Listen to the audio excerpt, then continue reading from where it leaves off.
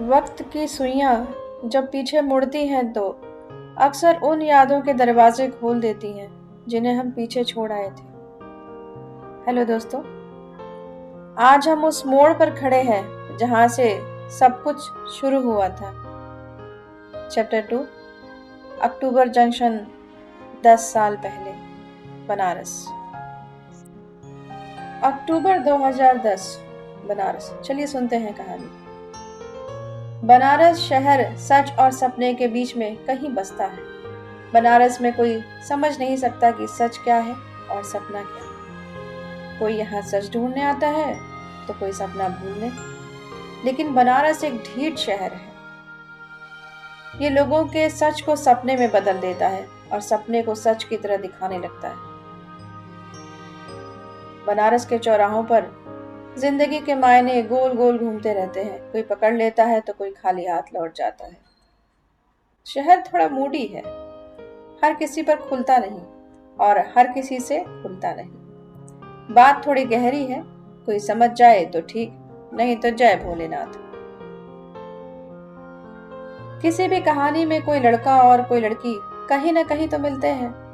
दुनिया में जहां जहां कोई लड़का लड़की मिल सकते हैं, वो सब कुछ लिखा जा चुका है। कॉलेज से लेकर ऑफिस तक, ट्रेन से लेकर हवाई जहाज तक। चूंकि चित्रा और सुदीप को कहीं ना कहीं तो मिलना ही था, इसलिए दोनों 80 घाट पर मिलते हैं। वो दोनों कभी मिले नहीं होते अगर उस समय पिज़्ज़ेरिया कैफे में बहुत ज्यादा भीड़ नहीं होती। भीड़ इतनी ज्यादा थी कि पिज़्ज़ेरिया के वेटर ने इन दोनों को एक साथ बिठा दिया। हालांकि दोनों ही मी टाइम चाहते थे, दोनों ही अकेले बैठना चाहते थे, लेकिन इतनी भीड़ में अलग पूरा टेबल मिलना मुश्किल था, तो दोनों को साथ में बैठना पड़ा। दोनों खड़े नहीं रहना चाहते थे। ये कहानी शुरू ही ना हुई होती अगर उस वेटर ने अपना बिजनेस बढ़ाने के चक्कर में इन दोनों को साथ नहीं बिठा दिया होता। इस कहानी में वेटर का काम इतना ही था। अब वो इनका ऑर्डर लेने के बाद कभी वापस नहीं आएगा। आपने कभी सोचा है? रोज तमाम कहानियां ऐसे ही वे लोग शुरू करते हैं जिनको कभी पता ही नहीं चलता कि वो कहानी का कितना अहम हिस्सा है। सुदीप की उम्र है करीब 25 साल। उसने कैजुअल काली टी शर्ट और नीली जीन्स पहनी हुई है। चित्रा की उम्र है 26 से 27 साल। चित्रा ने शॉर्ट कुर्ता और नीली जीन्स पहनी हुई है। ये दोनों कौन हैं, क्या करते हैं, धीरे धीरे आपको पता चल जाएगा। अभी जानने लायक बस इतना है कि दोनों एक साथ कैफे की टेबल पर हैं। दोनों ने एक एक पिज्जा और नींबू शहद पानी ऑर्डर किया है। लोग बनारस क्यों आते हैं? क्यों का पता नहीं, लेकिन ये पता है कि कब आते हैं। कब आते हैं? जब आगे कोई रास्ता नहीं दिखता। ये सवाल जवाब सुदीप और चित्रा भी एक दूसरे से कर सकते थे, लेकिन यह सवाल सुदीप और चित्रा के ठीक पीछे वाली टेबल पर बैठे किन्हीं दो लोगों ने किया। उन दोनों की आवाज इन दोनों को सुनाई पड़ी।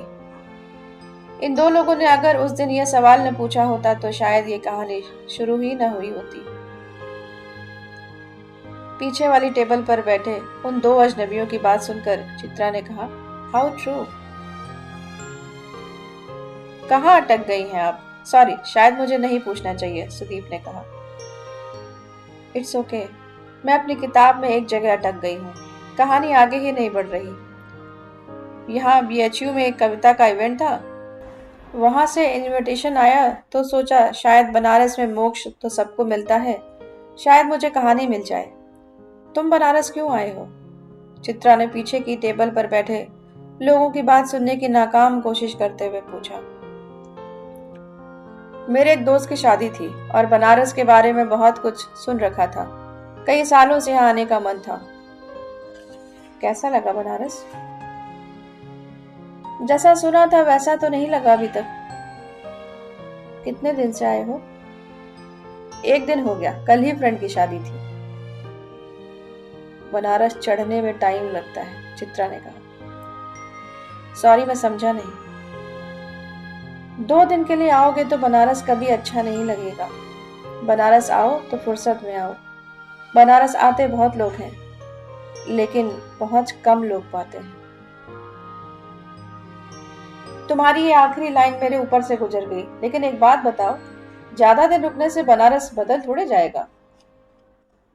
वेल, मैं बस इतना बोलूंगी, 2 दिन से ज्यादा रुक कर देखो, तब ये सवाल नहीं पूछोगे।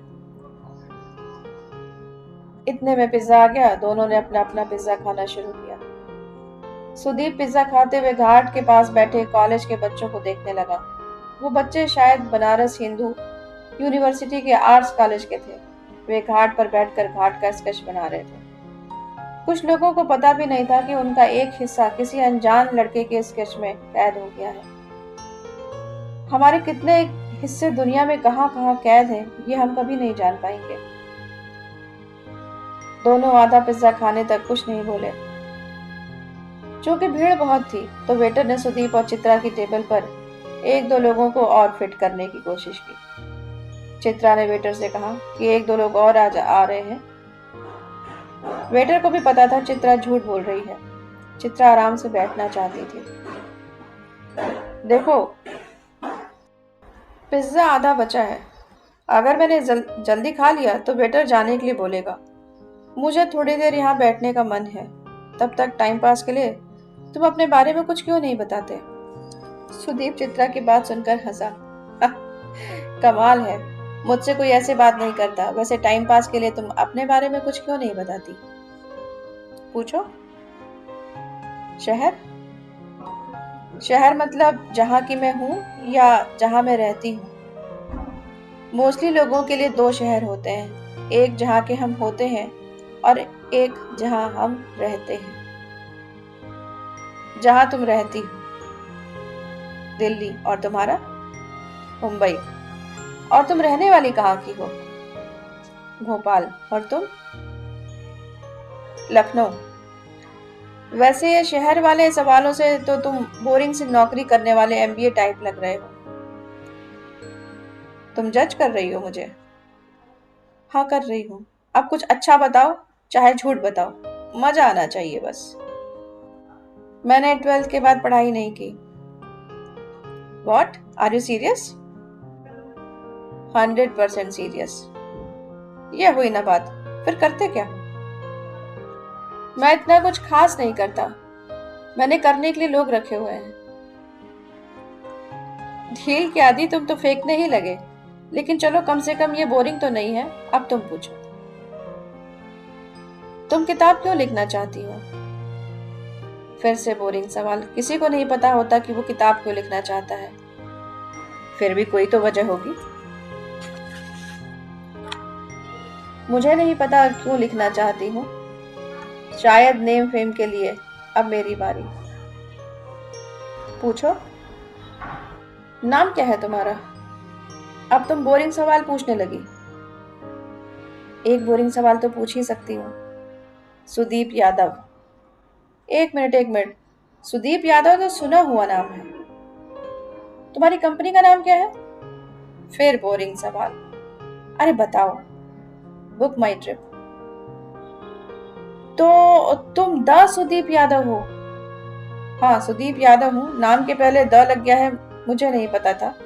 खासकर जब कोई इतना अच्छा पिज्जा खा रहा हो, तब तो मेरी बात बिल्कुल भी नहीं करनी चाहिए।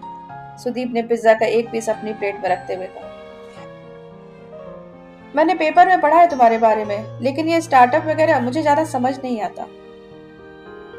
मैं अखबार नहीं पढ़ता, इतना टाइम ही नहीं रहता।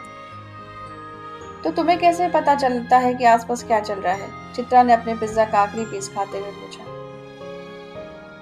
मेरी असिस्टेंट मुझे सब अखबारों में से मेरे काम की खबरों की एक रिपोर्ट बनाकर भेज देती है।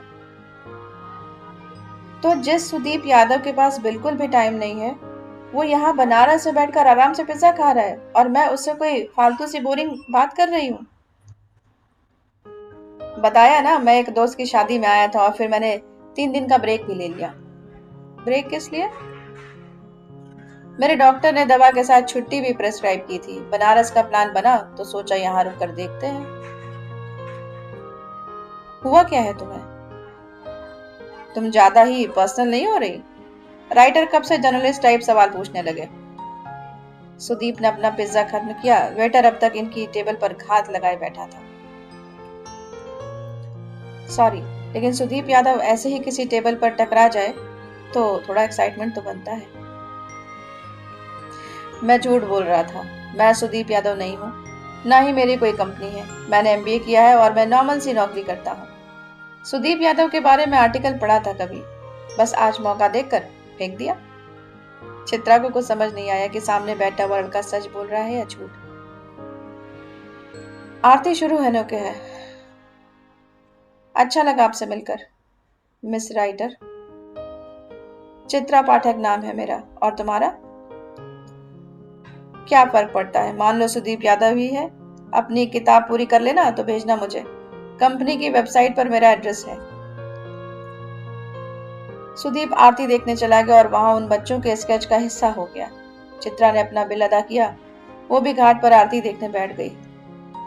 उसको सुदीप दिख रहा था, लेकिन वो जिस तरफ बैठी थी वहां से सुदीप उसको नहीं देख सकता था। आरती के बीच बीच में चित्रा सुदीप की तरफ देख रही थी। थोड़ी देर बाद सुदीप जहां बैठा था वहां से उठकर जा चुका था। चित्रा ने 1-2 मिनट तक उसको आसपास देखने की कोशिश की, लेकिन वो नहीं दिखा। हर अधूरी मुलाकात एक पूरी मुलाकात की उम्मीद लेकर आती है। हर पूरी मुलाकात अगली पूरी मुलाकात से पहले की अधूरी मुलाकात बनकर रह जाती है। एक अधूरी उम्मीद ही तो है जिसके सहारे हम बूढ़े होकर भी बूढ़े नहीं होते। किसी बूढ़े आशिक ने मरने से ठीक पहले कहा था कि एक छटाक भर उम्मीद पर साली इतनी बड़ी दुनिया टिक सकती है, तो मरने के बाद दूसरी दुनिया में उसकी उम्मीद बांधकर तो मर ही सकता हूँ। बूढ़ों की उम्मीद भरी बातें सुननी चाहिए, अच्छी लगती है, बस उन पर यकीन नहीं करना चाहिए। लेकिन ये सब बातें एक उम्र में समझ कहाँ आती हैं। चित्रा को उम्मीद न होती तो उसने वह सब थोड़े किया होता जो उसने किया। थोड़ी देर बाद चित्रा वहां जाकर बैठ गई जहां सुदीप बैठा हुआ था। उसने अपने मोबाइल पर सुदीप यादव का नाम गूगल किया। ये वही सुदीप यादव था जिसके बारे में चित्रा ने थोड़ा बहुत सुन रखा था। चित्रा ने एक बार फिर चारों ओर नजर दौड़ाई, लेकिन वो कहीं दिखा नहीं। आरती खत्म करके वो अपने कमरे में आ गई। उसने अपना लैपटॉप खोलकर एक पन्ना लिखा। थोड़ी देर में लैपटॉप बंद किया और अपनी छोटी सी एक नोटबुक में कुछ लिखने लगी।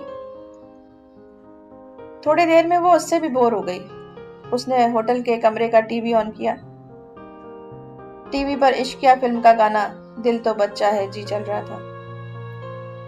लाइट ऑफ करके वो नहाने चली गई। जब वो नहा कर लौटी तब टीवी पर मुन्नी बदनाम हुई चल रहा था। उसने टीवी बंद किया और सोने की कोशिश करने लगी। उधर सुदीप ने ताज होटल में एंट्री करते ही रिसेप्शन पर अपने लिए अपडेट पूछा। रिसेप्शन पर खड़ी लड़की ने उसको बड़ी इज्जत से बताया कि अभिजात सर का फोन आया था। उन्होंने कहा है कि ऑफिस में सब नॉर्मल है, आप आराम से अपनी छुट्टी पर रहें। कुछ भी अर्जेंट होगा तो वो आपके लिए मैसेज छोड़ देंगे। सुदीप ने रिसेप्शन वाली लड़की को सुबह 5 बजे वेकअप कॉल देने के लिए कहा। उसने डिनर लिया और कमरे में आकर दवा खाकर टीवी ऑन कर दिया। उसने ध्यान नहीं दिया कि टीवी का वॉल्यूम बहुत तेज था और टीवी ऑन करते ही मुन्नी बदनाम हुई गाना बजना शुरू हो गया। उसने तुरंत टीवी बंद कर दिया। सुदीप ने सोने की कोशिश करते हुए आसमान में देखा। उधर चित्रा अभी तक सो चुकी थी। दोस्तों, उम्मीद है आपको कहानी पसंद आ रही होगी। पसंद आ रही है तो लाइक कीजिए, शेयर कीजिए, सब्सक्राइब कीजिए and press the bell icon, जिससे कि आगे के सभी नोटिफिकेशन आपको मिलते रहें। तो सुनते रहिए कहानी, बने रहिए हमारे साथ। Story time with Aarti. Thank you so much.